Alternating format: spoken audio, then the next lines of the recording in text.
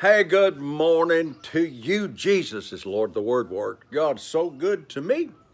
We've been talking to you about Mark 11:24. What things soever you desire when you pray, believe that you receive them. That's them things that you receive when you pray. The timing is important. But basically, we've been talking about how to receive from God by using your faith in prayer. Now, let me explain something to you here today that a lot of people get kind of confused.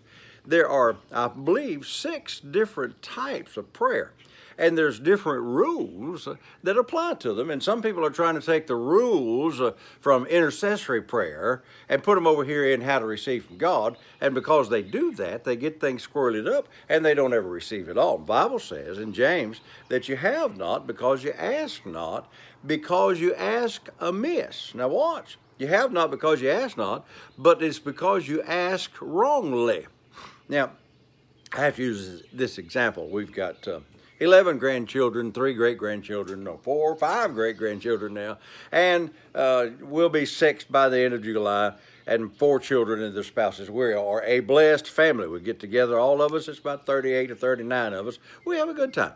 Had one of our grandsons and his wife and 2 kids come up Saturday, and enjoyed spending the day with them. Now, when you play sports, which most of my kids and most of my grandkids did, you got to use the rules that apply to the right sport. Prayer is the same thing. If you're going to receive from God, you can't receive from God by using the rules that go to intercessory prayer. That's where you get in trouble sometimes. So now watch this. Here, a year ago, my grandson, Alex, plays baseball, plays football, plays basketball. He loves sports, and he's pretty good at it for an 11-year-old. Does all right. And so we were at a basketball game, and somebody kept kind of messing with him and pushed him and kept blocking him and getting in his way. And so they went going down the court, and he just tackled him. I mean, he just grabbed him, tackled him, threw him down. Whoa, wait a minute. Of course, he got kicked out of the game, which he should have. But here was the problem. He was trying to play basketball with football rules, and you can't do that. Well, if you're going to pray and receive from God, you can't use the rules that go to intercessory prayer. You've got to have the right kind of rules. So we're talking about that, and we'll talk about the others later on. But if you're going to receive from God, you got to go to the Word, because faith comes by hearing and hearing by the Word. You can't go to God and just kind of hope and beg and plead, maybe. You see, now watch this. You know this, but you go to the bank, you might want to make a withdrawal. You don't go in there and throw yourself on the floor and whine and beg and kick and carry on and say, "Oh, I want some money, I love it, I want some money." No, you simply have to fill out the the withdrawal slip, or write the check and go over to the teller and present it to them. Now, we've been going through this pandemic thing. It's kind of interesting. We've done real well. God's been real faithful and real good to us. But I didn't get my stimulus check like everybody else did. I mean, my daughter got hers. My granddaughter got hers. Everybody I know in my family got theirs. A lot of my friends, David McComish, which is a dear friend, got his, and he's 85 years old, been retired forever. And I didn't get mine. But watch this. Every morning, one of the first things that Pat does is go to the computer and go to the bank website, look up it and see if it came. Well, in the last couple of days, we've got to reading these articles about if your stimulus check didn't come, why, and what do you do about it? And since the government promised it, now watch. Ooh, I'm going to preach. This is good. God is not a respecter of person. He doesn't love David more than he loves me. He certainly doesn't love my granddaughter that lives down there next to me any more than he loves me. He don't love my daughter any more than he loves me. God's not a respecter of persons, just like the government is not a respecter of persons. And so therefore, I go every day and check to see why mine hasn't come.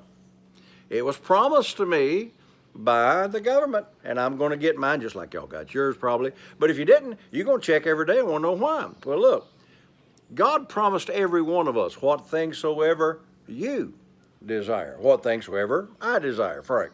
So what things soever you desire when you pray, believe that you receive them, and you shall have them things that you believe that you received when you prayed. So since that's the rules, I'm going to check every day. Now, most of the things I pray for comes to pass within a few minutes. Had a miracle, major miracle yesterday.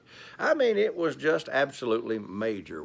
My friend and I was out fishing, and the motor quit, broke down. We're 10 miles from where we put in, and so we can't get back down there. Take all day to get back down there with a trolling motor, so we're going down the river. The wind's pushing us a little bit, and we're wondering about it. And I hear voices, and I say, "Hey, there's some girls down there sunbathing. Pull in there. Let's go in there and get some help." And Harold kind of looked at me like, "I don't want to go in there." I said, "Hey, girls, hey." And I said, "We're broke down. We need some help." One of them said, "Come on over here. We'll help you." And she called her cousin. Her cousin came down there, helped us go and get our motor and our truck. And we came back, and he loaded it for us, and we got a major miracle. We asked God for some help. When we realized we can't start this thing, we're all messed up. We need some help. And I prayed, "Father, in the name of Jesus." In fact, I called Pat. I had my cell phone. I said, "Pat, we need you to pray with us and agree with us that we can get out of this mess that we're in." And we were delivered. That was the prayer, not of intercession, not of praise, not of standing in the gap for somebody else, but we needed a miracle right then, and we got it because we knew how to pray, and God always hears and answers our prayer. 30 minutes later, we're down there, and an hour later, we're on our way home. We've taken the boat down to the shop to get it fixed. Hey, listen, God's a good God, got you on his mind. He'll do great things for you if you pray right. So don't get the rules confused. And until I'm with you tomorrow, saints, remember, Jesus is Lord. Thank God the Word works.